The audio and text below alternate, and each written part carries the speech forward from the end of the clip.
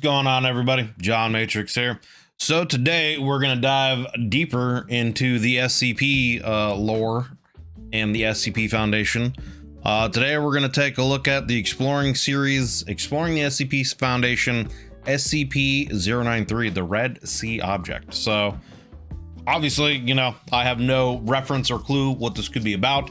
Potentially, the only thing I could think of would be something along the lines of like something to do with the Red Sea Scrolls, or anything to do like you know, something along those kind of lines. But beyond that, who knows? I guess what it could be, and that's what it makes this stuff so interesting. You know, I thought that perhaps Dr. Wondertainment could have some kind of ties with Mechan or the Mechanites with his inventions, and seemingly has nothing to do with any of that. So but let's go ahead and get to looking at this. As always, links down below in the description for this original video without my commentary, reaction, etc., and to the Exploring series channel. Go over there, check out his YouTube. It's got a lot of great content on the SCP and some other universes of lore to check out. So go over there, check out his stuff, give him a like and so if you would like to. If you would also do me a favor and take a look down below at the YouTube membership tiers, click the join button, just take a look at it, see if any of that would have any interest to you. If you would like to, if you enjoy the content that I'm putting out here with my reactions, etc., and if you would like to take that support to the next level, see if any of that has any kind of interest to you. We have a Discord that is free and open to everyone if you want to come in and join in some of the discussions there. Usually Mondays I do live reactions for my YouTube members, and we have some discussions with that. And then every Friday I'm starting, you know, I've been doing a book club stream for the 40k universe of books that I've been reading, and we're about halfway through the Horus Rising, the first book in the Horus Heresy. So any of that has any interest to you, check a look at that. But anyway, shameless plugs aside, let's get into the video here. So that's up, volume up. Also, again, let me know how the volume is. I've had a couple people make some comments that the volume might be a little too low. I've done what adjustments I can here in OBS, so just let me know. But anyway, it's not showing the monitor. There it is. Now it is. Bam. SCP-093, Red Sea Object. In a universe of eldritch destroyers, inexplicable phenomena, and marvelous creations, it might be surprising that one of the most interesting and evocative of the SCPs is a small stone disc that changes colors. A disc that changes colors. Interesting. Okay. So it's a lucid. I think it's how it's pronounced, elucid. I could be mispronouncing it. Those containment procedures. See testing document SCP-093-T1 for outline of testing conditions. SCP-093 must remain on a mirror at all times and under video surveillance. Admittance to the area of SCP-093's containment must be authorized only with proper video recording and subject retrieval procedures in place. Any attempt to use SCP-039 outside of the approved test will be dealt with severely, up to and including termination. Oh, damn. You can be just straight up killed with this. Description, SCP-09. I mean, if they're straight up saying using this in some kind of way can just, like, they're just going to off you. Obviously, it's got some kind of interesting powers associated to it. That could be, I guess, dangerous depending on how it's used. So I guess let's see. Description. SCP-093 is primarily a red disc carved from a stone composite resembling a cinnabar, with circular engravings and unknown symbols carved at 0.5 centimeter depth around the entire object. Deeper cuts are present in SCP-09 with the depth of 1 to 1.5 centimeters. SCP-093 is 7.62 centimeters in diameter and fits comfortably into most palms without abrasion. SCP-093 will change hue when held by a living individual. The colors taken by the SCP-093 are being researched. Is this like a mood disc? You know the old mood rings or whatever, where it would, you know, the stone or gem or whatever would change color depending on the mood when you put it on. Current belief holds that it changes depending on regrets carried by the holder. Oh, interesting. Okay. If SCP-093 is removed from a mirror and not held by a person, it will seek out the nearest mirror-like surface. SCP-093 has been observed to travel in the largest possible circle while building up phenomenal speed. Okay. The mechanism is accelerated The mechanism of its acceleration is currently unknown. If an obstacle is between SCP-093 and the nearest mirror-like substance, it will use this momentum to punch through the obstacle and continue on its course at this speed. It will only stop when a mirror-like surface is contacted. Despite tremendous impact velocities, no damage will be dealt to SCP-093 or the mirror. Interesting. So, it seems like it's indestructible then, huh? SCP-093 is one of the earliest SCPs to be written up, and yet it continues to fascinate newcomers years later. Many SCPs are interesting because of their descriptions, their forms and functionalities, while others, such as 093, are interesting because of the extras added on, such as addendums, interviews, or in this case, exploration logs. SCP-093 is a lengthy report, but I suggest reading it for yourself to get the full experience. Okay. If you're just interested in a summary, or an explanation, however, keep watching. SCP-093 is a... So then I might do a, depending on this, and I guess your guys' comments to this, if you want me to do like a follow-up video to this, I guess reading the full explanation of SCP-093, let me know. Let me know down in the comments, and I'll do a follow-up video and read through that and give my thoughts on that as well. Keep watching. SCP-093 is a stone disc, generally red, it's like a frisbee, that can comfortably fit into most palms. Unknown engravings and symbols cover the disc, and the color of the disc will change when held by an individual, with the color believed to be based on the regrets held by the holder. So I wonder if it's like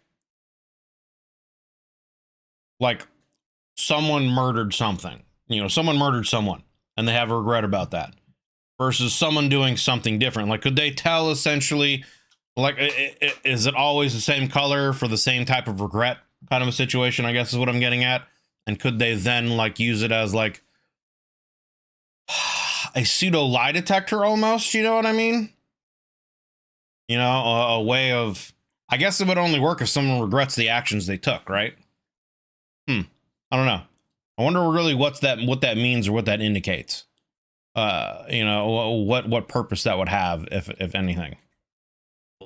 With the color believed to be based on the regrets held by the holder. The disc also has an anomalous attraction to mirrors, which is also very fascinating. Or attached to a mirror, the disc will rapidly move towards the nearest mirror. So it's like, why would that be? Why does it want to be on top of a reflective surface? You know, what does that matter? It's very interesting. And the fact that it will build up enough momentum to break through whatever obstacles between it and the nearest reflective surface. I mean, I guess you could kind of use it as almost like a pseudo like weapon, railgun or whatever. Make sure there's no reflective surfaces between you and an object, and put a reflective surface on the opposite side of an object you want it to punch through, and just, yeah, you know, it'll go through anything. At least it seemingly will. So, I mean, I don't know. Interesting. Building up immense speed and smashing through any obstacles to get to its destination. Despite this speed, upon collision with a mirror, neither the mirror or the disc will suffer any damage, and the disc will cling to the mirror. Most notably, however, is when an individual holding the disc places it on a mirror, upon which they will proceed to move into the mirror, traveling to an alternate location. What? Upon learning of this, the Foundation commenced with 5 separate tests. Okay, so like, they're trying to say this is like, there's some kind of mirror dimension, and this is like a key or whatever to getting into the different mirror dimensions or something like that. Or something, you know, maybe mirrors are, you know, dimensional doorways or whatever to other dimensions, and this is just a key that allows you to actually get through it. Otherwise, you wouldn't normally be able to, kind of a situation. And that's why it's attracted to mirrors. Interesting. I mean, that's obviously just my personal speculation of everything I've heard so far, but I don't know. Interesting. Sending different... Upon learning of this, the Foundation commenced with 5 separate tests, sending different individuals through the mirror with supplies, weapons, and a video camera connected by a length of cable back through the mirror. Huh. Since the disc is believed to change color based on an individual's regrets or guilt, the first test subject is an expendable D class, convicted of murder, and with a history of attempted suicide. So I wonder then too, okay, so it's the color changes based on their regret. So I wonder if then that means it sends them to a different alternate dimension, potentially. You know what I mean? It somehow knows what the person's done. So it like sorts them into where do they deserve to go, kind of a thing. You know what I mean? I don't know. Interesting. The D class fully cooperated with every step of the testing, and the disc changed into a hue of blue while held. After entering through a mirror, the subject passed into an empty lowland plain, but everything is tinged with a heavy blue color in the video feed, although the subject later states there is no odd coloring for him. Subject walks across the plain, devoid of landmarks, until he comes across a primitively dug hole. Subject is instructed to enter the hole, reluctantly doing so, climbing down with his hands 100 meters. That's a bit of a trip. As the D-class reaches the bottom of the hole and continues to walk through a passage, he reaches a concrete enclosure and complains of a strong stench. Interesting. Light fixtures dot the ceiling, and 7 doors line the enclosure. After trying a few doors and finding them stuck shut, one of them opens into an empty room with a substance coating the walls, resembling brown, burnt plastic. Subject manages to open another door with a broken key, finding the ceiling covered in the same substance, as well as a cot, a pillow, and a crate. Inside the crate seems to be food boxes, with the word cereal written on them, although the video footage shows the writing as obscured squiggles. Subject notices some articles hanging on a wall, but the writing is illegible, and most of them crumble at the slightest touch due to age. There's also a book present, and when the subject approaches it, a high-pitched screeching noise erupts from somewhere for a few seconds. Okay. After the noise ceases, subject is told to leave the room. That's terrifying. You just approach a book and some high-pitched screech just blasts out of nowhere. Like, as soon as that happens, I don't give a fuck. I'm out of there, dude. You kill me when I get back. I'd rather die out there in the regular world than have some weird shit happen to me here. The noise ceases, subject is told to leave the room, and sees some sort of figure peeping through the door at the end of the hall before it closes. Nope. Subject continues exploring, finding a few more crumbling articles and cereal boxes, before being told to leave by control staff. Subject readily complies, complaining that the stench is getting worse. But as he begins his ascent up the tunnel, the cable attached to him suddenly tightens and starts to pull the D-class up.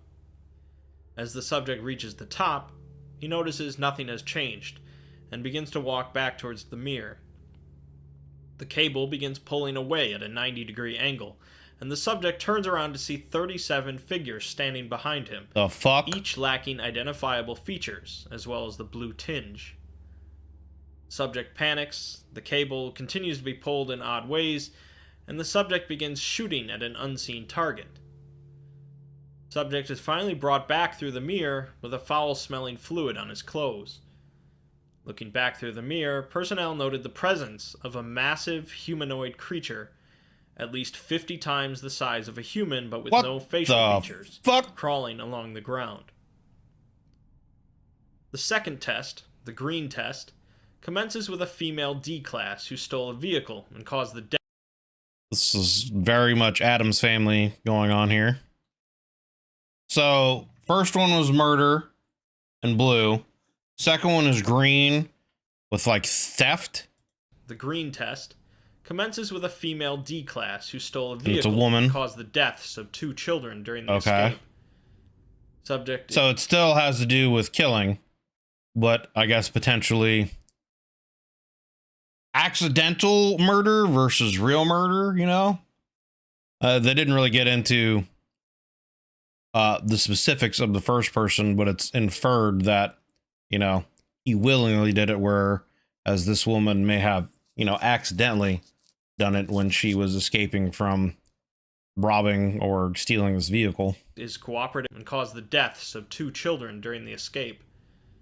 Subject is cooperative, the disc turns green, and subject enters into a farmland landscape tinged green. Huh. The fields are barren, but the subject approaches a nearby farmhouse, circling it and finding 2 children's bicycles, a girl's and a boy's, as well as boys' clothes arranged descending a set of stairs. Subject screams at Control, thinking this is some sort of sick joke based on her history, but it seems that the disc might have some control over location based on the subject's past. Sounds almost like it might be making them face like a representation of their regret or something like that. I don't know. I don't know how you would interpret a giant, humanoid creature 15 or 50 times the size of a normal human with a foul stench, and that it coats some person in some kind of weird liquid as like murder, intentional or otherwise. And then, I don't know. This sounds more like it's because it's just specifically 2 kids. So I don't know. Let's move on. Subject descends into the cellar, finding it largely abandoned and unremarkable, but begins to complain about a stench. She finds a hatch on the ground, with the smell being the worst around it, and she descends the hatch to find a concrete enclosure similar to the blue test, but in much better condition. In the enclosure, she finds more cereal boxes, 3 skeletons, and an empty revolver.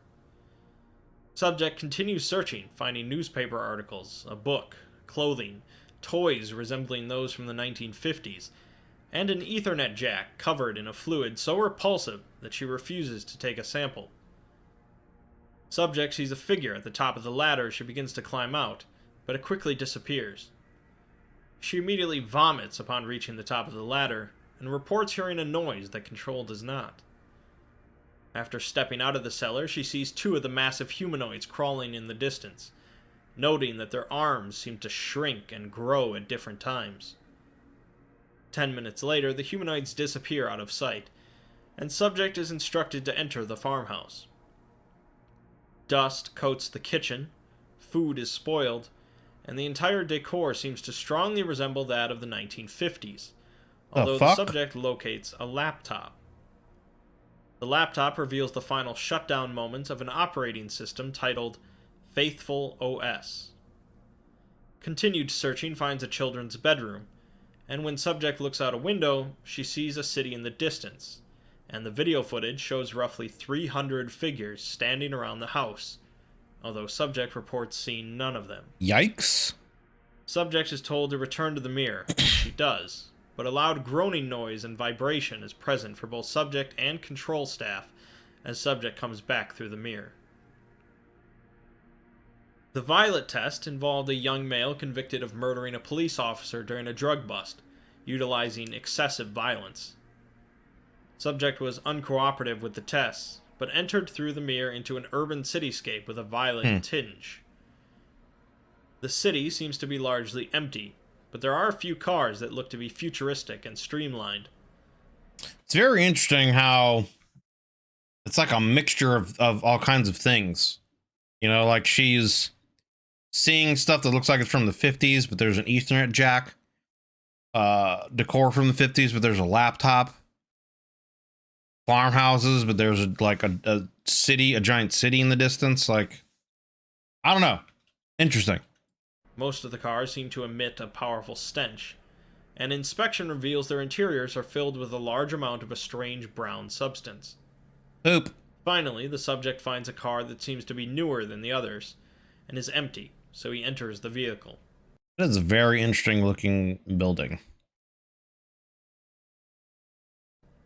The dashboard of the car shows no steering wheel, ignition, or other controls, only a few blank screens, implying the car is possibly autonomous. Later review of the video footage shows a humanoid figure looking into the car from outside, but subject doesn't notice it, and Control decides to send in a professional team of armed escorts to assist in the exploration. The team enters the nearest building, titled XEA Research Partners Inc. So they send in a dude who is convicted of violently killing a police officer, and he's not cooperative with the tests. It's violent, not violent. And he's in some kind of giant cityscape that seems to be from the future. Okay. Why? I don't know. It's interesting that they're sending in a group of people to escort and help this person. I wonder if it's just simply because it's in a giant urban like cityscape area, so there's a lot more to search through and potentially discover, so they want more personnel out there. It's interesting that the mirror would even let other people in, you know what I mean? Because I don't know. I just would think it would be the case that like whoever walks in with the key would be the only person allowed through, but that, you know, that's obviously could just be like that's just my own like speculation, you know what I mean? But I feel like it would kind of make sense, but maybe it's a situation where once the door is open, anyone can walk through. Kind of a situation. I don't know. But I don't know. This is very interesting. Yeah, I don't know. I don't know really else to think. It's very kind of X-Files-ish or whatever. Very, I don't know. It's very mysterious. It doesn't sound like it's like,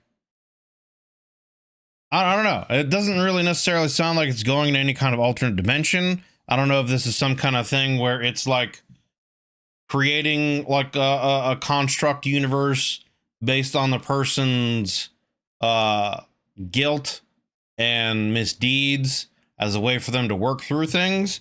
But if that's the case, they're not really working through anything. There's these weird, giant, mysterious creatures that seem to be there in each one. Like, what do they represent? You know what I mean? It could just be like random nothingness, you know? It may not actually have any kind of meaning.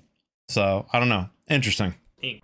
The team enters the nearest building, titled XEA Research Partners, Inc., and finds a typical corporate lobby, with a computer at the receptionist desk waiting for a login for Faithful OS. See, and then that's concurrent across two universes too. A laptop with the same OS name, Faithful OS. Huh. Much of the technology seen in the building seems to be advanced, and the team takes an elevator to the 114th floor. And I wonder if it's actually just the color might be taking him to different sections of wherever this goes. You know, like the first dude entered and it was like a lowland kind of plains area that has led to like a seemingly an underground bunker.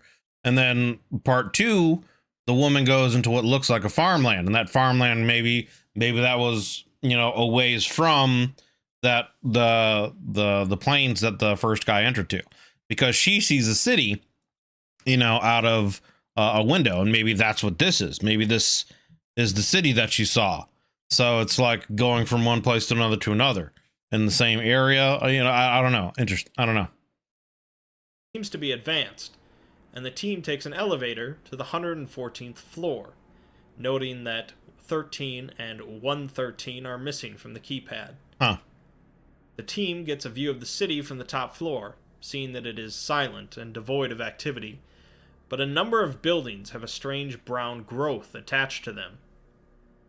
A view of the expressway sees one of the large humanoid creatures crawling along it, but the team heads back in the elevator, where they find that the button for the 74th floor has already been activated. Interesting. They agree. I also like, I don't know about using elevators in buildings that it might not necessarily be put together very well. You know what I'm saying? Like, how do you know that shit ain't gonna just break and you're gonna fall, dude? Like, take the stairs, brother. If you can take the stairs, that's time you walk. Agree to go to this one for the 74th floor has already been activated. They agree to go to this floor, finding another reception area, with a sign-in sheet bearing the year 1953. A logged-in computer. Is this supposed to be like a fucked up version of Fallout or something like that, dude? You know what I mean? Like, the 1950s theme, I don't know, it's very interesting to me. Sheet bearing the year 1953.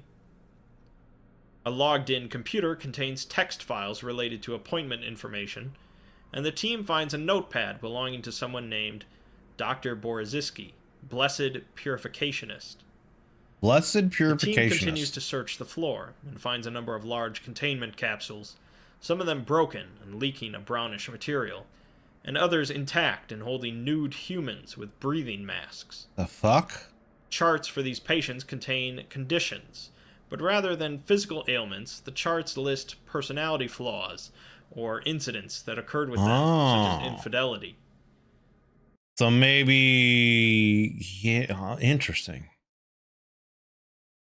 Maybe the disc is like taking him to an alternate universe, and this person who's in charge like categorizes them for some kind of study based on their misdeeds.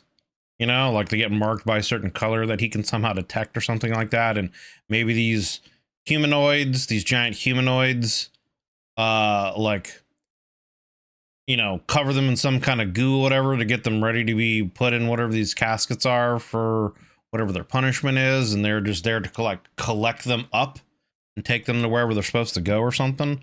I don't know. If that's the case, I don't know why the first guy would be let go or the second person. You know what I mean? So I don't know. Interesting. Flaws or incidents that occurred with them, such as infidelity. One chart discusses that the patient was submitted to a 3-day period in the Lord's Tears to cleanse her system, and another prescribes a week in the Lord's Tears to give peace of self. Suddenly, the D-class subject begins to panic and yell at the humanoid entities that are now surrounding him, visible on the video feed, but the escort team sees nothing. Entities continue to stare at the subject as one of the escort members grabs him, and the group returns to the ground floor. After leaving the building, one of the large creatures on the expressway notices the group, letting out a bellowing roar, and begins to rapidly move towards them. Yeah. All but one of the team manage to make it back through the mirror, and when they attempt to head back into the mirror a short while later, they report a horrific smell. Upon going through, they find the uniform and possessions of the lost team member, but not the body. A review of the footage shows lost team member firing his weapon at the creature, which seems to be dripping a brown liquid, before being presumably eaten or absorbed by the creature. Okay. It became clear after analyzing recovered newspaper articles that something terrible occurred in this parallel world, and the Foundation became interested on whether or not any precautionary measures needed to be taken to prevent similar circumstances in our world. Because of this, rather than sending a D-class for another test, a doctor volunteered to go through for the yellow test. Yikes. The doctor was cleared of any... I would not be volunteering for any of this shit, brother. You could not pay me enough for this. Like, unless you're gearing me up with some crazy ass shit that's like world ending shit, and I know I'm not going to be okay, I ain't. Doctor volunteered to go through for the yellow test. The doctor was cleared of any psychological issues and had no history of criminal activity. After stepping through into a yellow-tinged office environment, the doctor decided to forego the pulley return system. The office contains a number of computers, all running Faithful OS, and the doctor also finds many filing folders, some of them bearing a symbol of praying hands. Entering the elevator, the doctor notes he is on the 34th floor, and the elevator keypad lists the floors as -115 to 115, with no floors missing like the other building. He descends to floor -115. Interesting. And during the lengthy descent, the camera glitches and reveals 14 other figures in the elevator with him. Another glitch shortly after reveals the doctor alone in the elevator, and he remarks on a rising stench from below. Nice. The doctor stops on the -110th floor, where he finds an observation deck from which he can access a few camera systems. He sees thousands of broken capsule containers, as well as one of the This is from the Matrix, but you get the idea. Huge creatures on the ground floor, estimated to be 6 stories tall. A document on the PC directs the doctor to a safe on the 54th floor, which he opens to find a notebook and a strange revolver. The doctor returns to finish the test, but also notices the same text document on another computer, realizing that someone had spread a virus to put the document on every PC. This finally leads us to the red test. It almost sounds kind of like this parallel universe had some kind of like religious group or power that like ran everything. And I don't know, maybe they did some kind of experiments on people and those experiments went bad and it led to these weird creatures taking over and destroying and eating everyone. I don't know. Weird. Like maybe there was some kind of, religious power group. They created these discs as a way to tell what kind of sins people were guilty of so that they could punish them accordingly depending on those sins, which might be why they're talking about, the woman being in the God's tears or whatever for a certain amount of time based on, I guess she did some kind of infidelity if it was the same person or if they were talking about different people. And maybe that's why they're like, I don't know.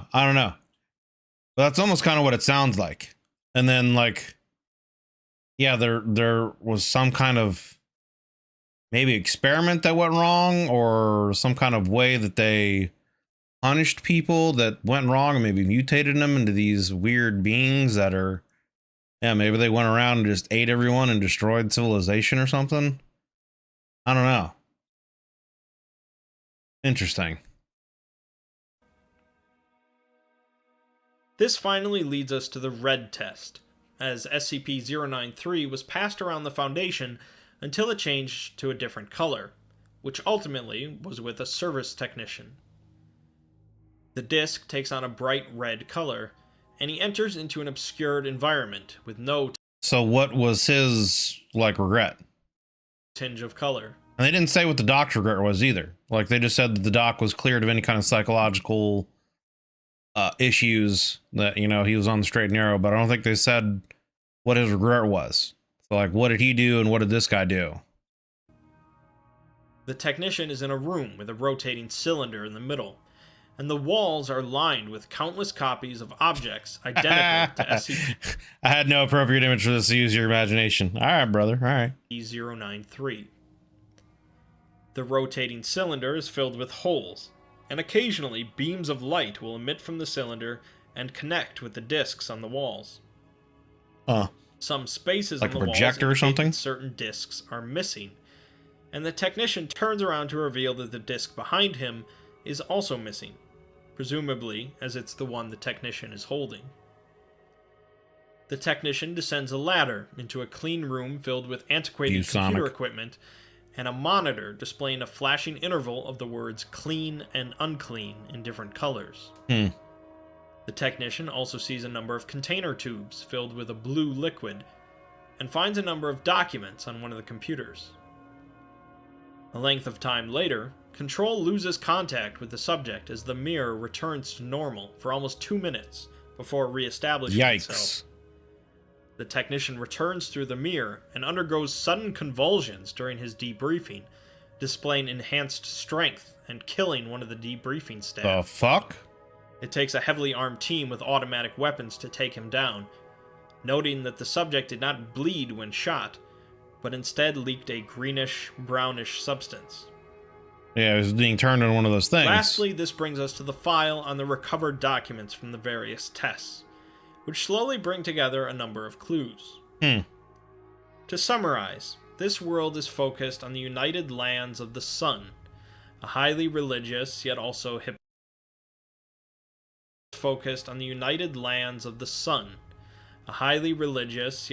hypocritical country led by a number of High Fathers, principally the Most Holy Father. Living pure, sin-free lives is priority one for most people living in the land, and those that are deemed sinful are sent to facilities where they are contained in capsules with a mixture of substances, most notably one called His Holy Tears. Probably the substances are probably based on whatever sin they've done to help purge them of that sin or something. Or the Lord's Tears. Subjects were contained for various reasons, such as disobedience, wanton lust, or anything else the High Fathers deemed sinful. More concerning, however, is the presence of creatures known as the unclean, the large half-creatures crawling across the countryside. The unclean seem to have a strange relationship with space and time, and absorb anyone they come across. The unclean spread across the land, consuming and wiping out cities, as the areas known as the unfertile zones continued to grow. Areas outside of the biggest cities became desolate, until eventually the largest cities fell as well, leaving the country quiet and empty. It's the final document recovered from the Red Test, however, that tells the full story. The document, written by a Foundation agent from another universe, explains that 350 years ago, this world experienced the arrival of an eldritch, godlike creature, known to the people as He. Getting into some Bloodborne shit now. Okay. All right. So, before we go any further, so some kind of eldritch, godlike creature came down and introduced himself as He. Okay. Now, I wonder if humanity destroyed this being, maybe tried to absorb it in some way, or then, maybe the religion formed around this being or something like that. I want to say, I feel like it's going to be a situation where, like, maybe this being was trying to be, like, helpful or whatever. Humanity destroyed it and made a religion around it or something like that. And as a punishment or curse for what they did, these unclean things were made, and now they're destroying the world, essentially. And so then, like, the religion gained power through that as well by saying the only way to survive is to be sinless as possible. So we need to purge your sins. They created these discs so they could see who sinned with what, and formulated punishments or ways to cleanse them of these sins through utilization of the God's tears, which could be a substance also as well from this eldritch horror, or this eldritch god, which could also kind of like seemingly has similar kind of Bloodborne ties in. They find this eldritch being who's got this blood that heals people, but the side effect is it's starting to turn them into monsters and other creatures, et cetera, et cetera. So it could also just be somewhere along those lines too, where, this eldritch being came in, seemed to be benevolent, gave them some kind of substance that heals them, purges them of their sins, but also potentially created those giant beings that's going around consuming everything. I don't know. Interesting.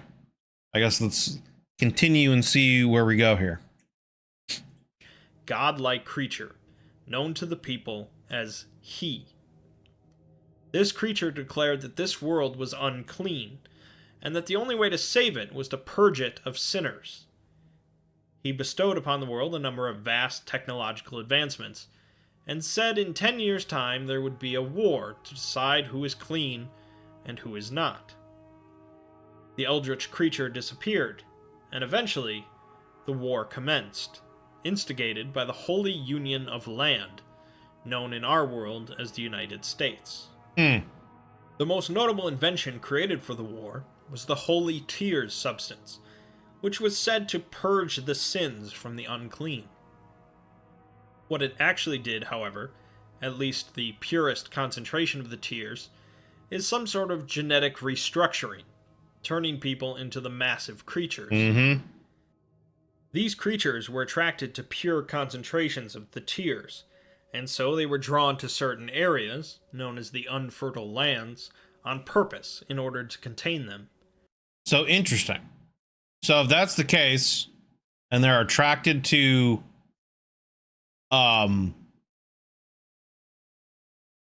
higher quantities, or people with higher quantities of these tears, does that mean that people from other universes have the substance in them then? Because one of them was became violent against that team and went after them and killed them, and it seems to absorb them. So, what does that indicate? Does that indicate that that's already happened on our reality? And this is a reflection of what is going to happen in our reality, kind of a thing, or could happen? Huh.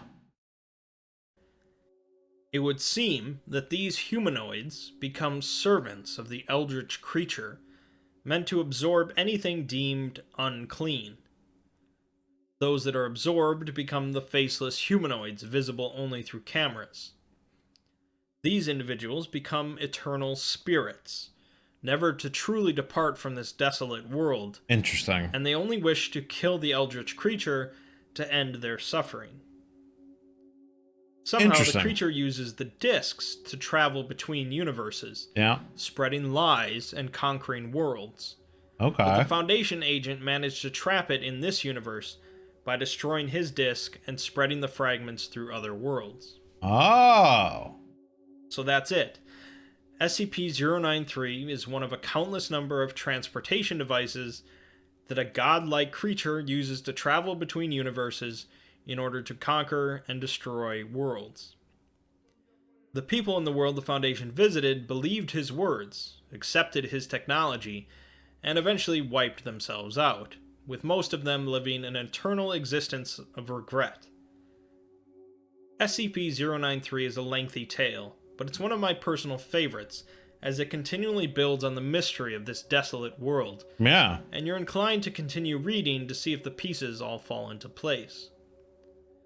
Like many skips, 093 does contain a powerful entity from outside of space and time, but more importantly, it is about the tragic tale of a civilization and their regrets. Mm-hmm. Okay. Awesome. This is actually a very interesting story. I've seen the faces of people, the unclean. They show up upon they show up on the pictures cast by the machine. In the room with me, watching me. I think they're everywhere in this world. Only seen by machines now. They don't look sad or happy, just curious. They want to know why. Why them? Why did it happen? I don't know. I just don't know. SCP-093 recovered materials. I don't think there's anything beyond that. Yeah, it's just him and his Patreon stuff. Okay. Fascinating. Honestly, pretty good story. And I mean, I'm into that kind of, Eldritch God mystery stuff. Like I said, it kind of very much reminded me of Bloodborne, for those of you who have played it. It's probably my favorite overall FromSoft Souls game. And just the story, the universe, how things unfold, how you get into different layers upon layers of things as you learn the Eldritch truth. And so, like, stories that kind of go along those lines are pretty interesting. And obviously, like, this is a tragic tale of people just believing this being at face value and not really thinking about it, using their discernment, investigating it further. And essentially it just is like, yeah, this being predicted a war, and by saying that he predicted a war, he essentially pretty much caused it to happen. And then so now this being, I guess, potentially gave them a substance. I mean, he gave them a bunch of advanced technology, and through that advanced technology, maybe humanity discovered this substance, the god's tears or whatever, and it began, mutating them into these creatures that now serve the Eldritch God, and this Eldritch God, just goes around destroying and consuming all life. Because reasons, who knows what its reasons are. Maybe it's bored and just wants to do that, you know what I'm saying? But very fascinating, very interesting story. Very interesting. Like I said, if you guys would be interested in me kind of reading through the full thing, like he said at the beginning, then let me know, because this is kind of like his overall summary of it, and he recommended that people actually kind of read it all the way through. So if you wanted me to do kind of a follow-up video, depending on how long it is, I might just, read it off video and then do a video talking about it. But if it's not super duper terribly long, which he made it sound like it is kind of a longer tale, then, I might, read some of it and kind of react to it as we go along, etc., etc. But let me know down in the comments if you'd be interested in me kind of doing a follow-up video for this after I've had a chance to potentially read through it, if you guys want me to read through it, and kind of give more of my opinion, reaction to that. So anyway, but yeah, great story, the Red Sea Object. I kind of, yeah, as the story was unfolding, pretty much predicted most of it. You know, a religion was formed around it, and it seemed like these discs, you know, revealed the sins of the sinner, and so they were like categorized and punished accordingly. But that whole Eldritch God twist, that was definitely out of kind of left field. I didn't expect that. So, but beyond that, was pretty straight, was pretty much right on. Red Sea Object, very interesting, very interesting. So but that's gonna do it for this video, guys. Appreciate you guys watching this video all the way through here with me to the end. If you're still here and watching this, definitely appreciate it. As always, links below down in the description to the original video in the exploring series, so go check those out if you want to watch this without my commentary reaction, and check out the exploring series content. If you could also do me a favor, check the membership benefits below. There's a join button down below. There's also a link in the description. Check those out, see if they have any benefits that you'd be interested in. We have a Discord that's open to anyone. You can come in. I do a book club stream every Friday that's open to everyone. And we do some private live streams, live reactions or whatever for my YouTube members, and you can come and join in those discussions as we have them. So if any of that sounds interesting to you, take a look at that. But beyond that, appreciate you guys just hanging out and watching the video. Really appreciate it. If you enjoyed this, consider leaving a like and a sub, and I'll see you guys in the next one. Hope you're having a wonderful day whenever you see this, and I will talk to you guys.